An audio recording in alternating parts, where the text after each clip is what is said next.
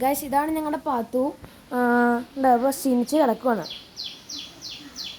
കൊണ്ടിരിക്കുകയല്ല. അതെ എനിക്ക് ക്ഷീണിച്ച് കിടക്കുവാണ് ആള്.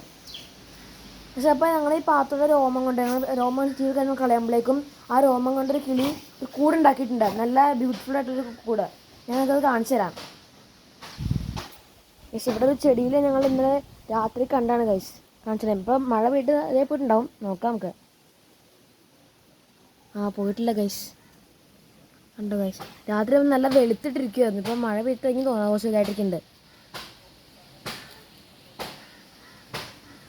കണ്ടോ ഗൈസ്, കിളി പോയതാന്ന് തോന്നുന്നു. കാരണം ഇവിടെയുള്ള മുട്ടയുടെ തോടെ ഇവിടെ പൊടിച്ചെടുക്കുന്നുണ്ട്. കണ്ടോ ഗൈസ്, നല്ലൊരു കൂടാണിത്. ഞാൻ ആദ്യത്തെ ഒരു പട്ടിയുടെ ഒക്കെ രോമം കൊണ്ട് കൂടുണ്ടാക്കുന്നത് കാണുന്നത്. ഈ രോമം മാത്രമേ ഉള്ളൂ എന്ന് തോന്നുന്നു.